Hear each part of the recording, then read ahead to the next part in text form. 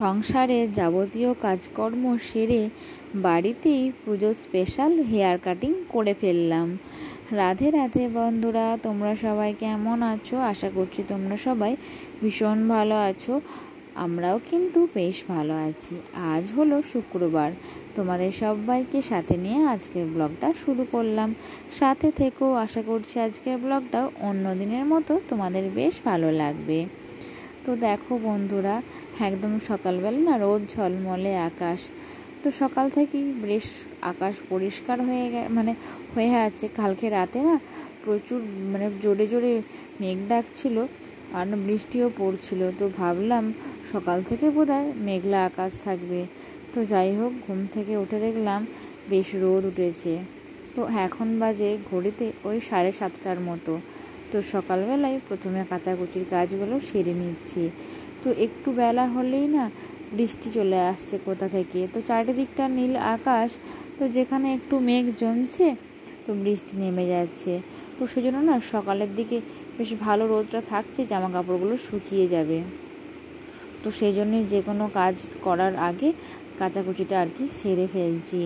আর কি বলো তো, এই কালকেও না ওই 11টার দিকে বৃষ্টি নেমে গিয়েছিল, আর আজকেও না 11টার সময় বৃষ্টি নেমে গিয়েছিল। তো আমরা দু যা মিলে ওই তাড়াতাড়ি করে ছাদ থেকে সব নামিয়ে নিয়ে এসেছিলাম আর কি। তো যাই হোক, এখন সব কাচাকুচিগুলো করে নিয়ে এই যে ছাদে চলে এসেছি মেলতে। তো দেখতেই পাচ্ছ কত সুন্দর আকাশ পরিষ্কার, আর বেশ ভালো রোদ উঠে গেছে সকাল সকাল আর কি। সকাল সকাল বলতে এখন তো রোদ উঠলে ওই 5:30-5টার দিকে রোদটা উঠে যায় আর কি। তো যাই হোক, ওর বাপি কালকে বাজার গিয়েছিল, তো বাজার যাওয়ার জামা প্যান্ট ছিল, তারপরে এছাড়াও দোকানে যাওয়ার জামা প্যান্টও ছিল। তো সব কেচে দিলাম। এখন কি বলো তো, অতিরিক্ত গরমে না ঘামের জন্য জামাগুলো নোংরা হোক আর নাই হোক কেমন একটা গন্ধ মতো থাকে। তো সেই জন্য না প্রতিদিনই আর কি সার্ফ দিয়ে একটু কেচে দিই। এছাড়া তো ছেলের কাঁথা, আমার রেগুলার যে পরার কাপড় বা নাইটি সেগুলো থাকে, তো সেগুলোও কেচে দিই। তো প্রতিদিন সকালেই আর কি মোটামুটি 3-4 বালতি কাচা হয়ে যায়। তো একবারে তো আর আনতে পারি না, তো 1 বালতি 2 বালতি করে এনে এনে আর কি মিলে দিয়ে যাই, আর একের পর একই আর কি কাচাটা বাড়তে থাকে। তো যাই হোক, সব একদিক থেকে একদিকে মিলে দিলাম। তো আমি যে নিয়ে এসেছিলাম 1 বালতি, টিপে টিপে যাই হোক ভর্তি করে আর কি। তো দুটো তার আমার ভর্তি হয়ে গেল। আর ছেলে এখন কি বলো তো, বারে বারে হিসু করে দেয় বলে প্যান্টটা একটু বেশিই হয়। তো যাই হোক, সকালবেলায় কাচাকুচি ধোয়াধুয়ি কাজ করতে করতে এদিকে ট্যাঙ্কির জল ফুরিয়ে গিয়েছিল। তো সেই জন্য ট্যাঙ্কিটা মোটরটা অন করে দিয়ে জলের বোতলগুলো সব পুড়ে নিয়েছি। তাহলে আর কি যখনই সময় হবে তখনই আর কি জল খেয়ে নেওয়া যাবে, সুবিধা হবে। তো সেই জন্য না সব কটা বোতল এনে আর ভর্তি করে নিলাম। আর ওই যে নীল বালতিটা আছে ওর মধ্যেই কুড়িয়ে রাখি। এছাড়াও জলখাবারের যখন জলখাবারের খাবার খাই তখন সুবিধা হয়, এখান থেকে নিয়ে নিয়ে খুব তাড়াতাড়ি করি আর কি খাওয়া যায় মুড়িটা। তাছাড়া ওই যে কাজের সময় তো একটু বেশি জল খেতেই হবে। তো তারপর আমার ছোট ছেলে আছে, তো সেই জন্য কী করবি বলো তো, এই ট্যাঙ্কি মোটর না চালালেও আমি 2টো বোতল ভর্তি করে ওই টেবিলটায় রেখে দিই, তাহলে কাজ করতে করতে আর কি খেতে সুবিধা হয়। তারপর যাই হোক, এই যে দেখো এতক্ষণে আমি বিছানা বাগাচ্ছি, কাচা ধোয়া মেলা এসব করে দিয়ে এরপর বিছানা গোছাতে লেগে পড়েছি।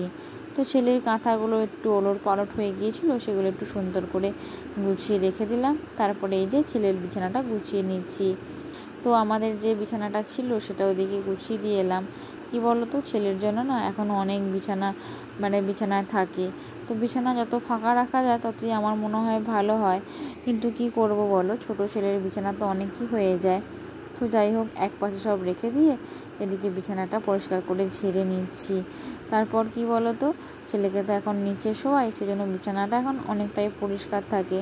তারপরে এই যে ডেটল দিয়ে ভালো করে নিচের মেঝেটা মুছে দিচ্ছি। তো তার আগে ঝাঁটটা দিয়ে নিয়েছিলাম। তো তাড়াতাড়ি ছিল একটু, জানো তো, কেননা ছেলেকে না এবার খাইয়ে ঘুম পাড়ানোর সময় হয়ে গেছে। তো এখন বাজবে ওই সকাল 8:30 থেকে 9টার মতো আর কি। তো এখন আশা করি 9টাই বাজছে, কেননা ছেলের খাবারটা বসিয়ে দিয়ে এসে তারপর এখানে মেঝেটা মুছতে এলাম আর কি। তো তারপর মুছে নিচ্ছি। তো শুধু আমার রুমটাই না ঝাড় মোছাটা সেরে নিলাম আগে, তারপর ছেলেকে ঘুম পাড়িয়ে দিয়ে তারপরে এই যে এই রুমের বিছানাটা একটু বাগিয়ে নিচ্ছি। আর আজকে না একটু দেরি হয়ে গেছে। তো কি বলো তো, সকালবেলায় না খুব ভোর ভোর উঠতে পারি না। আর ভোর ভোর উঠলেও আমি উঠলে আমার সাথে সাথে ছেলেও উঠে পড়ে। তো তারপর কি বলো তো, ছেলে উঠে পড়লে তো আর সংসারের কোনো কাজই করা যায় না। সেই জন্য একটু দেরি হয়ে যায়। না হলে একটু ভোর ভোর উঠে কাজ সেরে নিতে পারলে আমার খুবই সুবিধা হয়। বিশেষ করে এই ঝাড় মোছার কাজটা করে নিলে আরও সুবিধা হয়। তো যাই হোক, কিছু করার নেই। তো বাচ্চা নিয়ে এভাবেই কাজ করতে হবে। ছেলে এখন সকালে ওই 1.5 ঘন্টার মধ্যে ঘুমোয়, তো কখনো 1 ঘন্টাও হয়ে যায়। তো এর মধ্যেই আমাকে এই কাজগুলো সেরে নিতে হয়। তারপর স্নানও করতে হয়। তো না হলে না ছেলে উঠে পড়লে খুব দেরি হয়ে যায় স্নান করতে। তো ওকে খাওয়ানো, ওকে স্নান করানো করতে করতেই প্রায় 12:30 বেজে যায়, 12টা 12:30 বেজে যায়। তো সেই জন্যই আর কি তাড়াতাড়ি করে কাজ সেরে নিয়ে সকাল করে স্নান করে নেওয়ার চেষ্টা করি। তো তারপর দেখো, ওই যে বড় মা কালকে অনেকগুলোই না নারকেল করেছিল, তোমাদের সাথে সেই ভিডিওটা আমি শেয়ার করেছি অবশ্যই। তো তোমরা যারা দেখোনি তারা কিন্তু অবশ্যই দেখে নেবে। তো মোটামুটি প্রায় 15টার মতো নারকেল ভাঙা হয়েছিল এবং কোড়া হয়েছিল। তো নারকেলগুলো বড় মাই করেছিল সব। তো আমরা এদিকে হাতাপাতি সব নাড়ুগুলো পাকিয়ে দিচ্ছি। তো 15টা নারকেলের নাড়ু বুঝতেই পারছো। তো ওই 5-6-7টার মতো সাদা নারকেলের নাড়ু হয়েছে, চিনির নাড়ু, আর এই যে বাদ বাকিটা সব গুড়ের নাড়ু করা হচ্ছে। কী বলো তো, এই নারকেল নাড়ু যদি গুড় একটু ভালো না হয়, নারকেল নাড়ুগুলো না মানে ঘিয়েনটা যেটা বলে সেটা একদম মরতে চায় না এবং নাড়ুগুলো না চাটচাটে টাইপের হয়। তো এটা না বড় মা একটু শক্ত করে পাকটা করে এনেছিল, আর আমরা 3জন মিলে একসাথে নাড়ুগুলো সব পাকিয়ে নিচ্ছি। তো অনেকগুলো জায়গা লেগেছে আর কি, না হলে তো একটার সঙ্গে আর একটা লেগে যাবে। তো সেই জন্যই আর কি 3জনে মিলেই তাড়াতাড়ি করে পাকিয়ে নিলাম। তো নাড়ুগুলো পাকিয়ে নিয়ে এদিকে কুকারের মধ্যে পেঁপেটা আর আলুটা সেদ্ধ করতে দিয়ে দিয়েছি। আর এদিকে কড়াইয়ের মধ্যে 5 ফোড়ন দিয়ে দিয়েছি, তেজপাতা দিয়ে টমেটোটা দিয়ে নুন, হলুদ, জিরে গুঁড়ো, লঙ্কা গুঁড়ো এইসব দিয়ে নিয়েছি। আর কি বলো তো, এই মশলাটা কষতে কষতেই আর কি ওই যে কুকারের মধ্যে পেঁপেটা আর আলুটা সেদ্ধ হয়ে যাবে। তো তারপর তাহলে ঢেলে তাড়াতাড়ি রেডি হয়ে যাবে তরকারিটা। তো আমার তো একটু তাড়াতাড়ি থাকে, যেহেতু ছেলে ঘুমায় আর ওর মধ্যেই আমাকে সব কাজ করতে হয়। তো সেজন্যই তাড়াতাড়ি যাতে রান্নাটা হয়, কুকারে না সবজিগুলো সেদ্ধ করে নিই। তো এইভাবে রান্না করলে খুব তাড়াতাড়ি হয়ে যায়। তো এদিকে চিনিটাও দিয়ে দিলাম। তো পেঁপের তরকারিতে একটু মিষ্টি লাগে, তো চিনিটা ওর মধ্যে দিয়ে মিশিয়ে নিলাম। আর সেদ্ধ করে রাখা পেঁপে আর আলুটা কড়াইয়ের মধ্যে ঢেলে দিলাম। তো একটু জল জল রাখি, যে কোনো তরকারি, কুমড়ো তরকারি হোক, পেঁপের তরকারি হোক বা লাউয়ের তরকারি হোক। তো আমার মেয়ে না একটু ঝোল ঝোল পছন্দ করে, তো সেই জন্যই একটু ঝোল ঝোল রাখি। তো যাই হোক, ভালো করে চারিদিকে দেখো মশলাটা যাতে পায় ভালো করে নাড়িয়ে দিলাম এবং একটু ফুটতে দিয়ে দিলাম। তাহলে আর কি পেঁপে আর আলুর মধ্যে নুনটা আর হলুদটা ভালোভাবে মিশে যাবে। আমার মেয়েকে না পেঁপের তরকারিটাই বেশি বানিয়ে দিই। তোমরা হয়তো খেয়াল করে থাকবে যে আমি জলখাবারে বেশিরভাগই লাউয়ের তরকারি, কুমড়োর তরকারি বা পেঁপের তরকারি বানিয়ে থাকি। কেননা এগুলো কিন্তু স্বাস্থ্যের পক্ষে খুবই ভালো। মানে এতে তো কোনো, এই সবজিগুলোর মধ্যে কোনো রকম ওষুধ প্রয়োগ করা থাকে না। আর কি বলো তো, তেলের খাবারটা যত কম খাওয়া যায় ততই ভালো। তো যাই হোক, এদিকে খামার বাড়ি যে ঝিঙে গাছগুলো আছে, ওতে না বড় বড় কয়েকটা ঝিঙে হয়েছিল। তো এখানে গরুকে খেতে দিতে এসে দেখলাম যে ঝিঙেগুলো বড় হয়ে গেছে। তো ভাবলাম একবারে তুলে নিয়ে চলে যাই। আর জানো তো, আরও না হুপা গাছ বা শসা গাছ লাগানো ছিল, তো বৃষ্টির জন্য ওগুলো সব মরে গেল। তো শুধু এই ঝিঙে গাছগুলোই এখানে আর কি আছে। তো গোটা কত পুঁই পাতাও তুলে নিচ্ছি, কেননা ওর বাপি কালকে বাজার থেকে ছোট্ট ছোট্ট পোয়াল ছাতু এনেছিল। তো সেগুলো দিয়েই আর কি পুঁই পাতা দিয়ে ঝাল হবে। তো তুলে রেখে এলাম বাড়িতে, দিয়ে এদিকে গরুর খাবারগুলো দিয়ে দিচ্ছি। আর এখন না বেশ রোদ উঠে গেছে, তো বাজবে ওই সকাল 10টার মতো। তো গরুগুলোর খাবার সময় হয়ে গেছে। তো প্রথমে এই পলিথিনের মধ্যে না অনেকগুলো নুনের প্যাকেট ঢালা আছে। তো প্রথমেই আর কি গরুর খাবার দেওয়ার আগে নুন দিয়ে দিলাম, তারপরে এই যে খড় দিয়ে দিচ্ছি। তো তো খড়গুলো দিয়ে তারপর আর কি খাবারটা দেব। তো সেটা আর মানে ভিডিওটা বড় করলাম না। তো যাই হোক, এরপর স্নান সেরে নিয়েছি। তো স্নান সেরে নিয়ে চুলটা ছাড়াচ্ছি।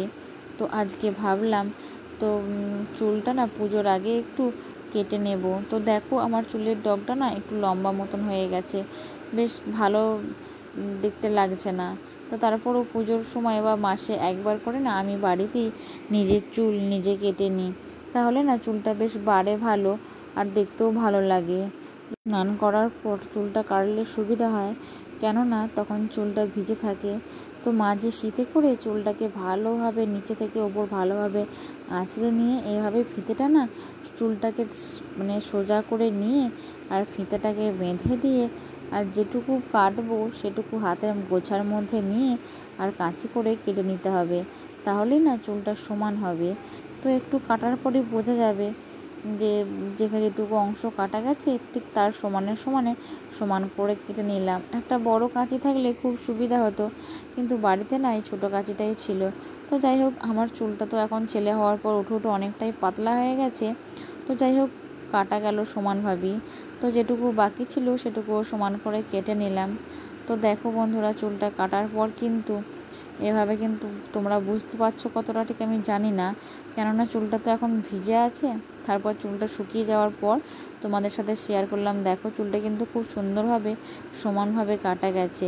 তো তোমরা কিন্তু বাড়িতে এভাবে নিজেরাই নিজেদের চুল কেটে নিতে পারবে যখন ইচ্ছা তখন। তো যাই হোক, সন্ধ্যেবেলা হয়ে গেছে আর এই যে দেখতে পাচ্ছ ছোলা ভাজা আর কড়াইয়ের মধ্যে আছে আদা জিরে লঙ্কা তেল দিয়ে ভাজা।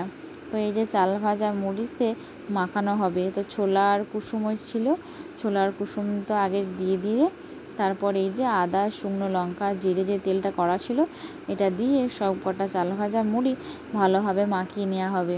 তো আমাদের প্রত্যেক বছর পুজোর সময় না চাল ভাজাটা এভাবেই বানানো হয়। যাই হোক বন্ধুরা, আজকের ভিডিওটা এখানে শেষ করছি, আবার দেখা হবে নেক্সট ভিডিওতে। রাধে রাধে।